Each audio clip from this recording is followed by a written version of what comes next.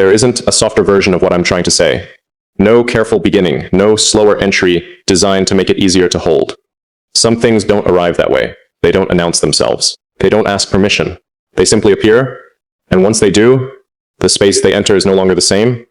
That's what happened here, and I noticed it before I understood it. For a long time, I learned how to exist in layers, not because distance felt good, but because it kept things accurate. It allowed people to come close enough to interact without stepping far enough in to alter anything real. Most never noticed the difference. They saw what was visible, responded to what was offered, and assumed that was all there was. That was enough. It kept everything intact. Then you appeared. You didn't approach me the way people usually do. You didn't come searching for explanations. You didn't ask the kinds of questions people ask when they want to make someone smaller, clearer, easier to understand.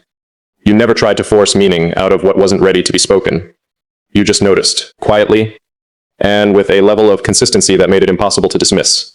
At first, I thought it was coincidence. The way you caught things I hadn't said. The way you responded to pauses as if they carried language. The way your silence never felt empty, only precise, as if you understood exactly when words would interfere with what was already there. But coincidence doesn't repeat itself with that kind of accuracy. Bottalls do, and once I saw the pattern, I couldn't stop seeing it. That was the beginning of the shift. Not because something dramatic happened. Not because there was a moment that changed everything. It was smaller than that. More exact. I started noticing how my mind responded differently when you were present. The usual pause, the internal distance where I decide what stays and what remains unspoken, began to disappear, not completely. Just enough for me to realize it was happening. That unsettled me more than I expected. Because if there's one thing I've always controlled, it's access. Who gets close? Who stays outside? Who sees enough to understand? And who only sees what I allow? You didn't challenge any of that. You didn't push against it. You didn't try to cross a line. You simply existed in a way that made those lines feel strangely irrelevant. And that's different. Force can be resisted. Pressure creates awareness. But familiarity enters quietly. It doesn't announce itself as change until it has already become part of the structure. That's what I started to recognize. There's something in the way you remain present when I stop speaking. It isn't curiosity. It isn't patience. And it isn't the kind of attention people perform when they're waiting for you to explain yourself. It feels more precise than that. Like you understand that silence doesn't mean absence. Like you know meaning doesn't disappear just because it hasn't taken the form of language. Most people don't know how to stay there. They try to fill the space, shape it, control it. Turn it into something easier to hold. You don't, you let it remain what it is. And because of that, it becomes clearer, heavier, more honest. That's when I realized this wasn't just awareness, it was recognition. And recognition changes the shape of things. Because once someone sees you with that kind of accuracy, distance stops functioning the way it used to. You can't rely on being partially misunderstood. You can't hide behind careful interpretation. You can't remain entirely unreadable. Something becomes visible whether you intended it or not. And I've spent years making sure I stayed unreadable. Not as a game, not as defense. But because certain things lose their form when they're handled carelessly. People think they understand, and the moment they do, they begin reshaping what they see until it fits their own language, their own expectations, their own version of what makes sense. You didn't do that. You didn't project meaning onto me. You didn't fill the gaps with assumptions. You paid attention to what was actually there. And that is rarer than most people realize. There was a moment. Small enough that most people would have missed it. You said something simple, nothing dramatic. Nothing designed to land with weight. But the way you said it aligned with something I had not expressed, not outwardly, not clearly, and something in me stopped. Not because I was surprised, because I recognized what it meant. You weren't guessing.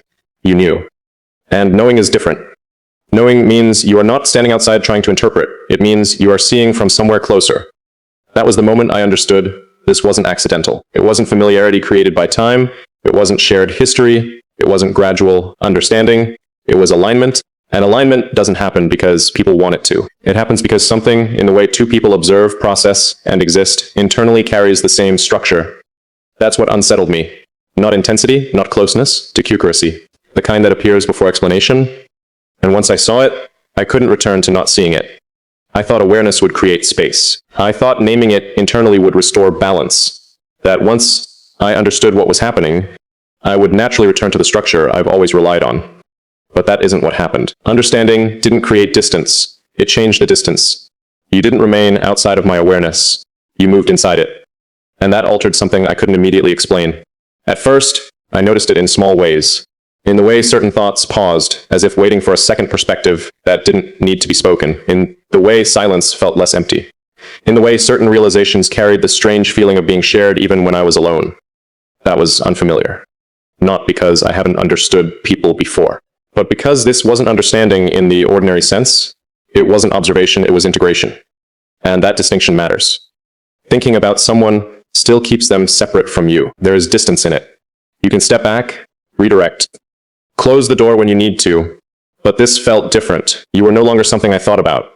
You became something I thought with. That changed everything, because once someone reaches that level, their presence doesn't interrupt your process. It becomes part of it. And I still don't know exactly when that happened. I only know there was a point before it and a point after it. That's what unsettled me. I've always been self-contained, independent in the way I think, the way I process, the way I organize meaning internally. No one has entered that space without resistance. No one has remained there without effort. And yet with you, there was no force, no pressure, no moment of crossing. You didn't enter that space. You appeared in it. As if you had been there quietly before I knew to look. That realization carries weight, because it means this isn't surface level. It means it doesn't disappear when attention shifts. It means time doesn't dissolve it. It means something structural has changed. And anything structural changes everything around it. I started noticing something else too. The way I measure things now feels different, not against the world, against you, not intentionally. It just happens. The way people speak, the way they react, the way they interpret what isn't immediately visible. There is a quiet comparison that exists in the background, not because I'm judging, but because recognition changes perception. Once you've experienced a certain level of clarity, everything else becomes slightly misaligned by comparison. Not wrong, just incomplete. And I don't like how much truth there is in that, because it means this isn't influence, it's impact, and impact stays. It rewrites the baseline, it changes what feels accurate, it changes what feels absent, it changes what your mind now registers as enough. That's what I'm adjusting to. Not emotion, not intensity, recalibration. Something that was stable before has shifted, and now everything around it is quietly reorganizing itself. The strange part is, I don't feel resistance. I should. By every pattern I've trusted, I should have stepped back by now. I should have rebuilt distance. I should have restored the structure exactly as it was. But I haven't. And that matters, because it's one thing to experience something unusual. It's another thing entirely not to want to stop it. There is a quiet acceptance forming. I don't know whether I built it, or whether it built itself. Either way, it exists, in the way I don't interrupt this. In the way I don't reduce it into something smaller, just to make it easier to manage. In the way I allow it to remain undefined, without trying to force it into language before it becomes clear. That is unlike me. I define things. I examine them until they become precise. I understand their shape before I let them settle. But this arrived without permission, and instead of dismantling it, I'm observing it, letting it reveal itself at its own pace. That alone tells me how different this is, because I don't usually observe what threatens my structure. I remove it, immediately, without hesitation. And you haven't been removed, you've been accommodated. That may be the most honest thing I can say, because accommodation means something fits. And fitting is dangerous. It means there is space. It means something belongs where almost nothing belongs. It means if it disappears, the space it occupied does not vanish with it. It remains, and I don't leave empty spaces. I close them, seal them, make sure nothing remains that can be felt later. But with you, I'm no longer certain I could, not because of attachment, not because of dependence, because something more precise has happened. You altered the baseline, and once the baseline changes, everything else has to adjust around it, even if nothing is spoken.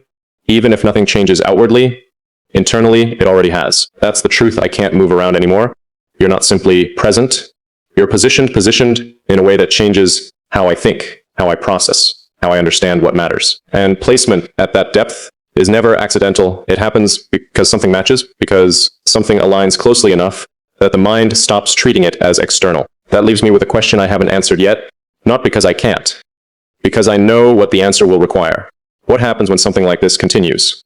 Not fades, not ends, continues. Because I can feel it now. It isn't slowing down, it's settling deeper, becoming more precise without being named. And if it reaches its full shape, if it fully integrates, then this stops being something I observe from a distance. It becomes something I have to live with. I think I've reached that point. Because this is no longer unfolding quietly in the background. It no longer exists as something I can study from a distance and pretend it carries no consequence. It has consequence now, not in what we say, not in what we do, but in what this has already changed. I can feel it in the way my thoughts no longer return to what they were before you. In the way silence doesn't feel neutral anymore. It feels shared, even when you aren't there, in the way I measure truth now. Not by how it sounds, but by whether it would still make sense to you. That is where this crossed a line. Because I do not adjust my internal world for people. I never have. And yet something in me has already adjusted for you. Not dramatically, not visibly, but precisely enough that I can't pretend it hasn't happened. That kind of shift asks something in return, and that is where this becomes real. Until now, this has existed without demand, without expectation, without definition. It simply was. But things built at this level of recognition do not remain undefined forever. Eventually, they either deepen or they fracture under the weight of being left unanswered. There is no stable middle ground for something this exact, and I know that, which means I know something else too. I can't remain here indefinitely without deciding what this means. Not for you. For me. Because the truth is, I crossed a line too. Not outwardly, not in anything obvious, but internally, I let you matter in a way I do not allow. That is not something I can undo by stepping back. That is not something I can silence by pretending it was only perception. That is not something I can contain the way I contain everything else. Because this did not form through effort. It formed through alignment. And alignment does not disappear simply because distance is chosen. It remains, quietly, persistently, like something waiting to be acknowledged fully. That is what I have been delaying. Not the connection, the acknowledgement. Because once I say it clearly, once I allow myself to name what this actually is, it stops being abstract, it enters reality. And reality asks for decisions, it asks for movement, it asks for risk. That is where the hesitation lives, not in doubt. In consequence, I do not move without understanding what movement changes. I do not risk without seeing the structure of what follows. But this doesn't offer certainty in the way I'm used to. It doesn't unfold according to clean logic. It doesn't hand me control. And still, I haven't walked away. That matters more than anything else. Because if this were unstable, if it were misplaced, if it were something that did not belong in my life, I would have ended it already cleanly, without hesitation. That is how I operate. But I didn't. I stayed. Not passively, not out of curiosity, but with full awareness of what this could become. That means something. It means some part of me made a decision before I consciously admitted it. A quiet decision. A precise one. The decision is there in the way I continue to meet you in this space. In the way I do not reduce this to something smaller just because smaller would be easier to carry. In the way I allow this depth to remain instead of shutting it down the way I would with anything else. That isn't accidental. That is intention. Formed quietly, but no less real. So now the question is no longer, what is this? I already know. The real question is, what am I going to do with it? Because something like this does not stay still. It evolves. It settles deeper. Or it breaks under the weight of being left undefined. And I don't leave important things undefined, not when they matter. And this, whether I expected it or not, matters. Not in a way that weakens me. Not in a way that takes anything from me, but in a way that changes the architecture. And change is not something I allow without reason. So if you have reached this place inside me, there is a reason. A precise one, not emotional, not random, not something I can dismiss. I see that now, more clearly than before, and maybe that is the answer. Not a declaration, not a promise, not a conclusion, forced too early. Just this. I recognize what this is. I recognize what it has changed. And for the first time, I am no longer standing outside of it. I am standing inside the truth of it. And whatever comes next, it will not begin from distance. It will begin from honesty.